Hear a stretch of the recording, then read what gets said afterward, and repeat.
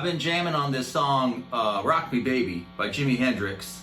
It's kind of a deep cut, but it's the one that starts out like...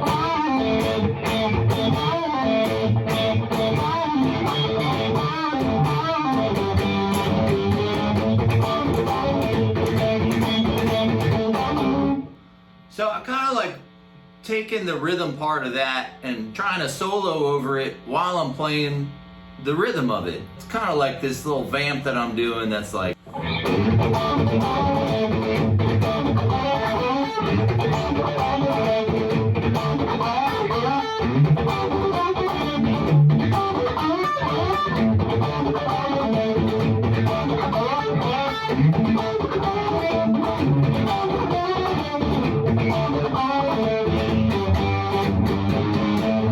I'm just kind of hitting the root note. Doing that kind of Funk 49 thing. So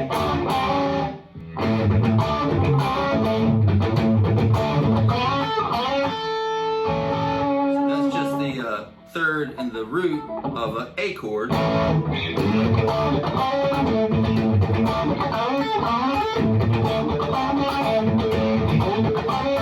So there's a ton of different ways to play lead and rhythm at the same time. The one that I'm doing today is just the one I've been playing all week, and it's usually a Jimi Hendrix song that I find are the easiest to do this over, because he's kind of doing that already. He's playing lead and rhythm at the same time and singing. There's this one thing that I always used to hear on this documentary, but I don't know what song it is because I don't think it ever came out.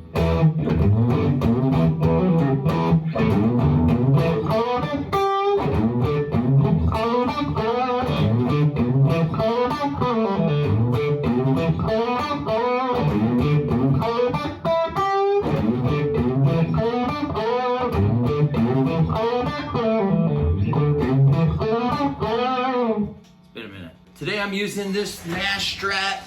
I'm on the second position between these two pickups. They all sound great. This one sounds really good too, the front.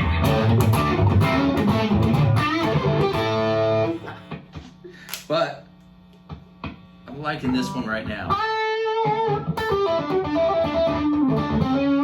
Oh, and then there's the OCD pedal.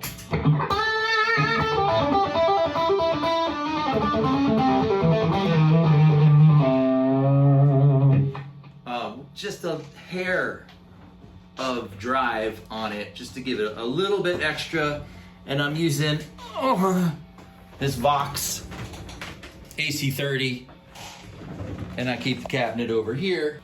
All right, so I'll slow it down a little bit, and I'm gonna try and add some little licks in between and keep the rhythm going. I'm gonna do something like...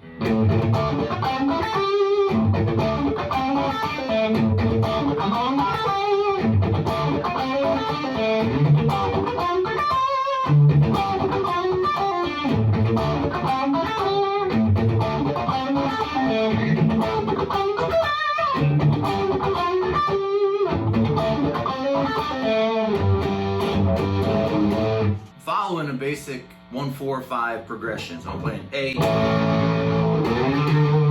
D, and E. And I'm using the blues scale that relates to each one of those chords. So when I'm playing it in the A position, I'm going to use that blues scale. And do the same thing with the other chords. I'm playing D.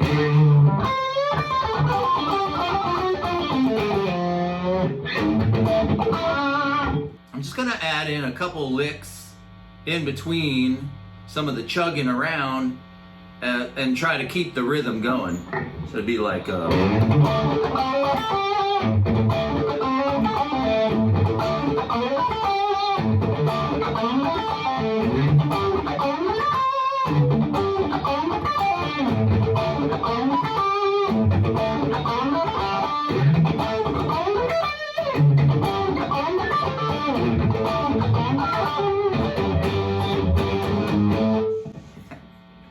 couple flubs aside, you get the picture. I'm just doing...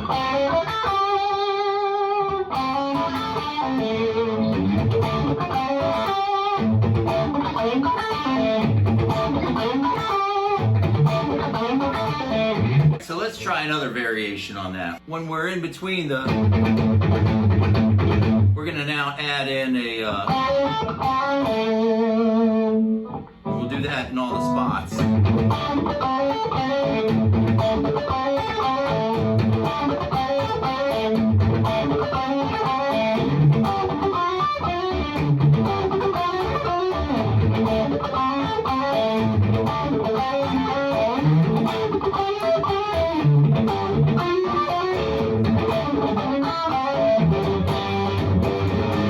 I know I should be playing it slower for demonstration purposes, but I just get carried away. Let's slow it down a little bit.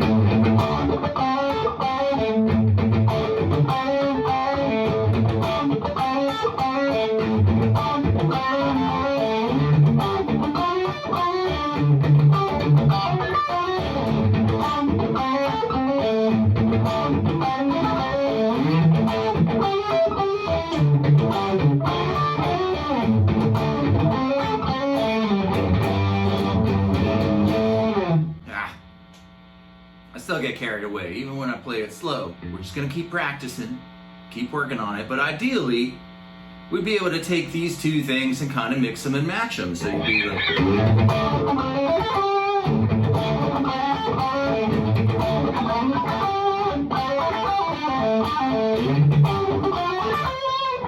And in between there, you start to find your own little licks that you can apply yourself. We're just trying to create this kind of language right now where we can pull from things that we've burned into our muscle memory and do variations on everything on the fly.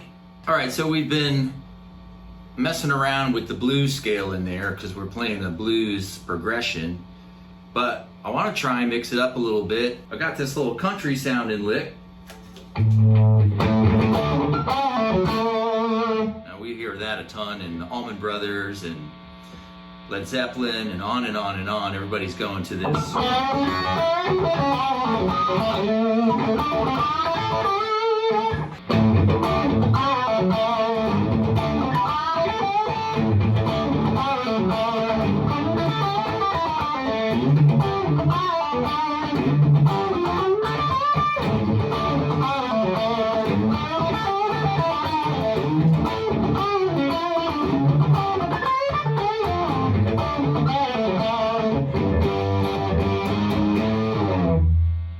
Alright, so we did a country style one. Let's do a funky style one.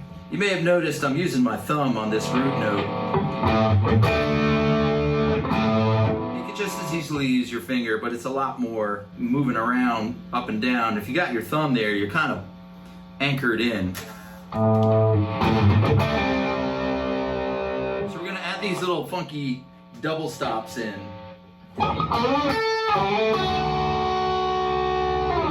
So that's just, again, this root note on the high E string, an A, and then the third of the chord, of the A chord, on the 6th fret of the G string. And then we're looking at 7th fret on the D string and 7th fret on the B string. And then a lick that'll be like...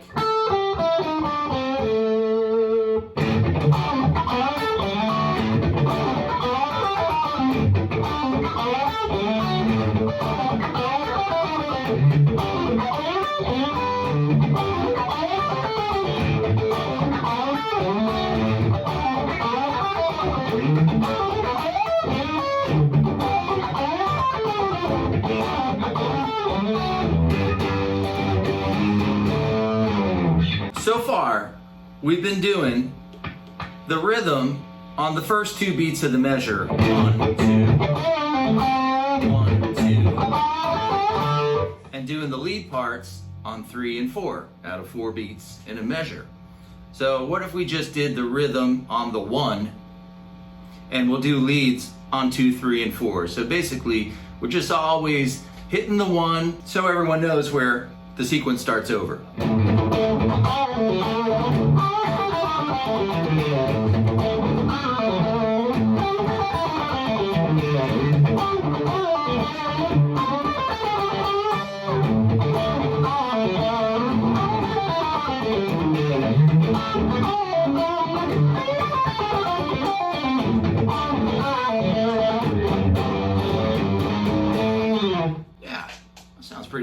But maybe you're like, oh, I don't want to play all those notes. I just want to play some kind of long, sustained notes. All right, well, we can do that.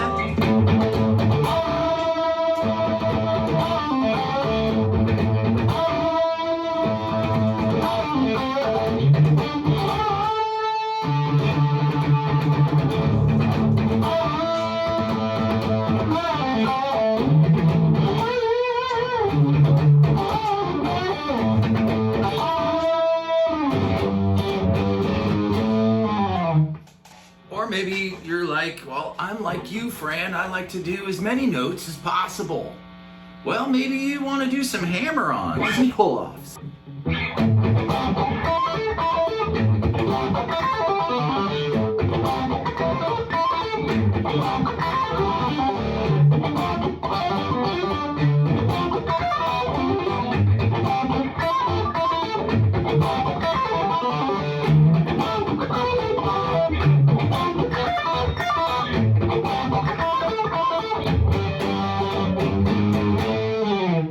I need to practice that one, but there's some potential in there to grab something pretty cool. I'm just doing up at the 8th fret on the first string, and then the 10th fret on the B string.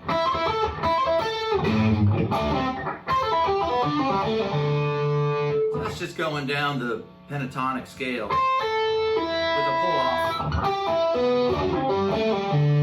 This open B doesn't really work, but you're going so fast, who can tell? Or you can leave that one out. And then you get up here. I'm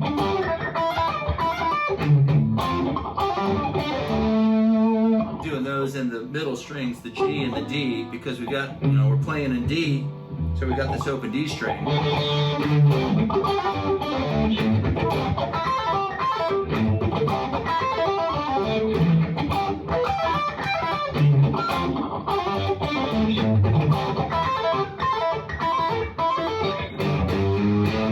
So ideally, everybody's got their own little licks that are idiosyncratic to them. I've got this one that I always seem to go to. It's like a...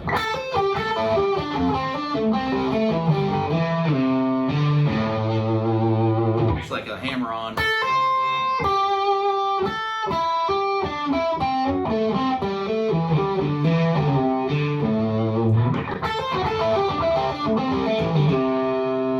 So let's try and fit that in there.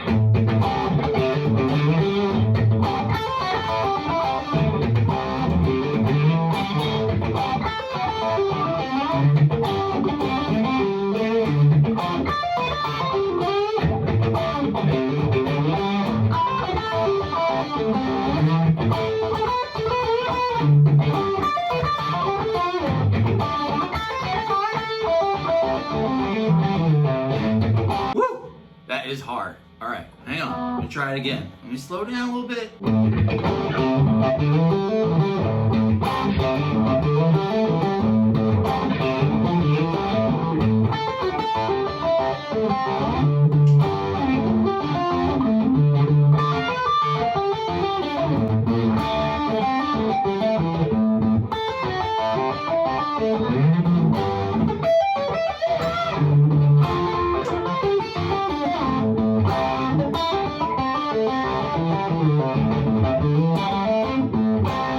You're trying to keep it going, so if you lay off the rhythm for a second, you're okay if you can keep this other lick going. Because that has a steady rhythm to it. You're not going to get like caught up in some bend and nobody knows where you're at anymore.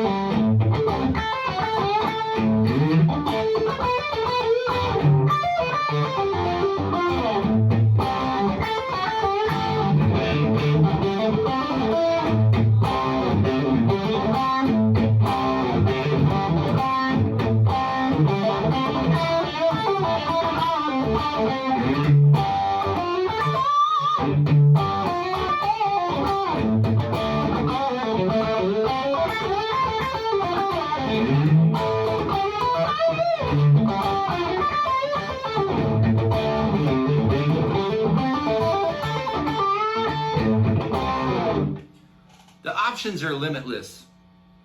And it's very fun to do once you can get in the rhythm of doing it. And of course, it requires much practice, more than I've done. But practicing, woo, it never stops. It's the only way.